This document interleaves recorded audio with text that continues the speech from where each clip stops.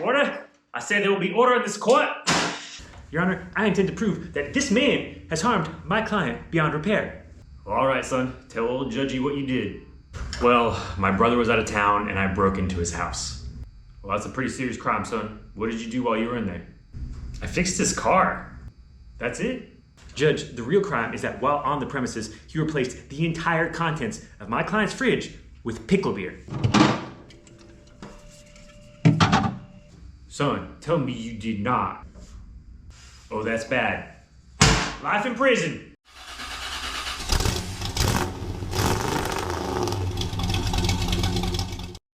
So if you know anything about Alan, he likes to start projects, get it about, I don't know, 90% done. She is 95% of the way there. Then move on to another project.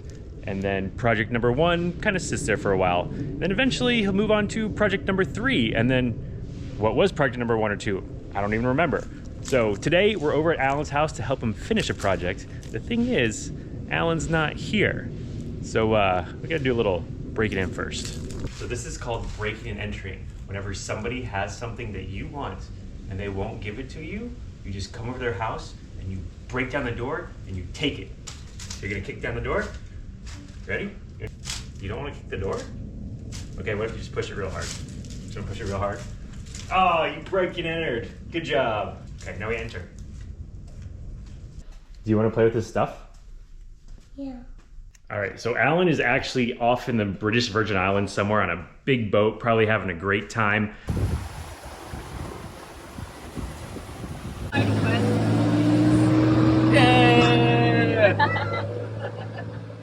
The thing is though, he has cameras like all around his house, and I know there's one in the garage, and whenever there's a person or motion or whatever, he gets alerts. And apparently, even though he's in the middle of the ocean, his boat has Wi-Fi. So we're gonna go ahead and cover up his cameras and then start messing with the stuff.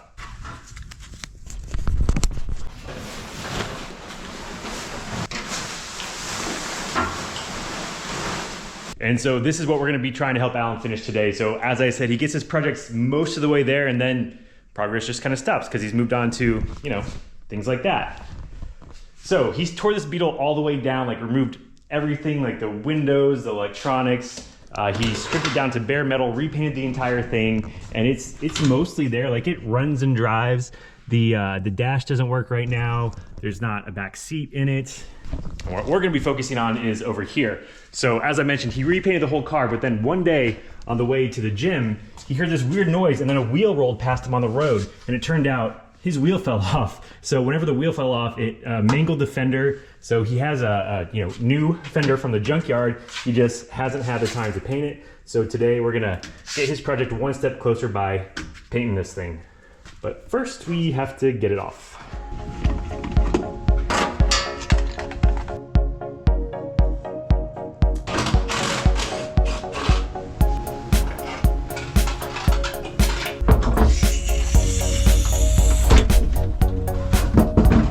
Check this out right here. Like, you know he wants to have this thing done. All right, so we have the fender. We also need to rate his tools while we're here. We're looking for his Harbor Freight drum sander that he bought not too long ago, because we're gonna use that to get the paint off the fender. I have no idea where it is. Oh. Ah, that's exactly where I would be. Yep, right there. That's kind of weird. These tires also low. We're just gonna fix everything while we're here. So we're gonna cover the bug back up. But then we're also gonna do a little bit of misdirection. We're gonna leave the tool cart out. We're gonna prop open the hood on the red death trap. That way, if he does log into his cameras, he'll think something's going on with this and not with that. So we were back at my house with the fender, and whenever Alan painted his bug the first time, he wound up taking the entire bug down to metal, and that was a big pain in the butt. Like, he started off sanding, and that was taking forever, so then he used aircraft paint stripper, and that kind of like half works. And so today, I don't know that I'm gonna take this all the way down to metal, but I'm at least gonna, this thing has to be like perfectly smooth. Like, the one thing I've learned about painting cars is, well, people always say this, prep is important, but like, prep your piece of metal like you're doing your finishing sanding. Like, you want it to look as good when you start painting it as you want it to look when you're done painting it. So we've got to get out all the little imperfections. So we're going to use Alan's surface conditioning tool here. This is basically just a drum sander. So hopefully that will let this go quickly. If not, we'll resort to other sanding methods. And then this fender's in pretty good shape. There was a crack down here. We actually fixed that like years ago. It's been on the bug for a while. Now we've also got glazing putty here. If there's any, small little pits or anything that we can't get out, we'll use this to fill in the low spots. But before we sand, we first have to wash. That way we don't get any contaminants like into the metal with sanding. So we're gonna wash it and then start sanding it and get it ready for some primer.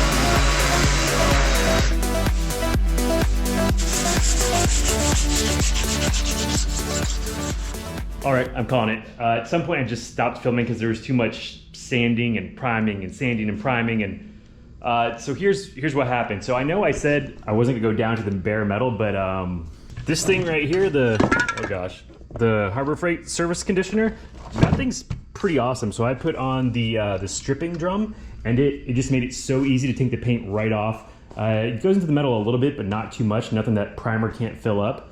So that all went well. Then when I got to the primer, the back of the fender where I didn't go down to bare metal, that was perfectly fine. But the front of the fender where it was bare metal, I put all the primer on, went away for an hour or two, let it dry, came back, and it was just flaking off everywhere. So I sanded all of that off. So usually I'd use like a 2-part epoxy primer, but the lady at the paint store, she was like, hey, use this stuff. This is great. And this stuff is not great. It's for automotive applications. It's for direct to metal, but it did not work at all. So I had this laying around, wound up using that. I've used it before, used it on the bumper on Ceratair, a lot of other things. This worked just fine. So after we got this primer on, we were able to take the Terrible primer and put some more of that on. That went on well over the first or the second primer. And then it was just a lot of sanding and priming and sanding and priming to get it as smooth as we could. Oh, somewhere in there was the glazing putty. So I didn't know glazing putty was blue now, but apparently it is. And so this fender was actually hiding a lot of like dings and dents, like all that rough paint was hiding it.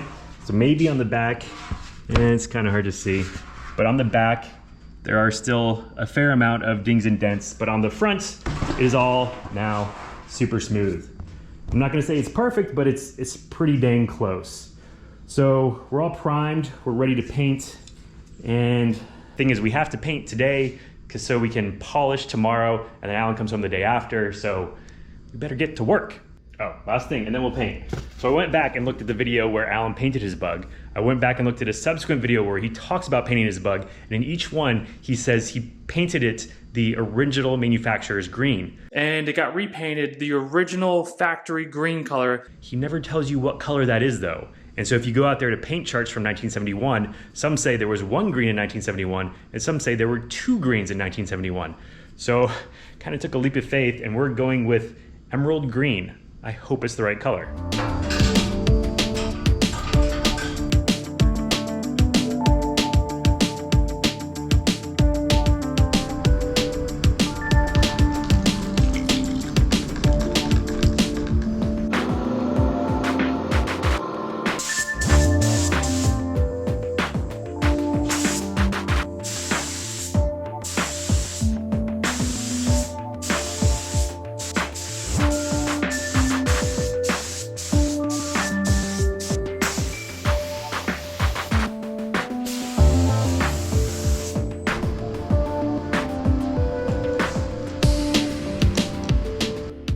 we are done. The paint went well, much better than the primer anyway. So it all came out pretty darn good. The only spot we have a problem is right here. We got a little bit of a run there and a little bit of a run there, but we should be able to sand that out no problem. This is a single stage paint, which means we're done. There's only one stage. There is no clear coat that goes on top of this. So we'll just wait for this to dry up overnight, and then tomorrow we should be able to sand and polish and get it ready to put back on the car. Good news, turns out our misdirection is paying off. So Alan sent me a text last night. He had checked in on his garage, saw that his toolbox was out of place, the hood on the Austin Healey was up. So right now, he thinks that we're doing something to the Austin Healey while he's gone, and he doesn't know that we're working on the fender. So we gotta finish this up real quick, get our runs out right there, and to do that, we're gonna start with 1000 grit sandpaper. We're gonna wet sand and work our way up in 500 grit increments all the way up to 3000. At that point, we'll switch over to the buffer. We've got a heavy cut compound, medium cut, and then a finishing compound. Throw some wax on it, and we're done.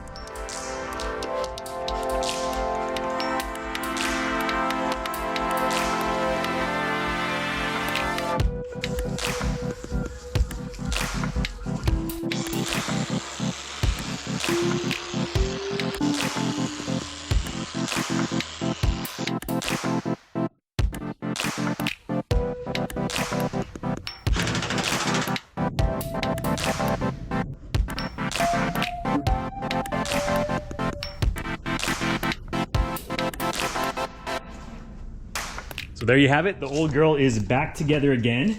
I'm not gonna say it's the best looking fender on the car, but it is the cleanest fender on the car. And I think the paint matches close enough, pretty good. So be sure to leave a comment and let me know which one of Alan's other projects you want me to finish next. I mean, which one you want Alan to finish next. Is it the Austin Healey? Do you want him to put the iPad in the dash of the bus, or the Bug? Is it the Polaris that might run sometimes? So until next time, I think the only thing left to do is fill Alan's fridge with pickle beer. Did you think this was free? And your tire's low again. I think you got a leak. I really hope he remembered to turn off the water. He did not. When you come over to Alan's house when he's not here, you should read his notes, like locked. That lets you know that the garage doors are locked and you should not try to open them like I just did. And then, well, I kind of broke his garage door, so I'm gonna need to fix that.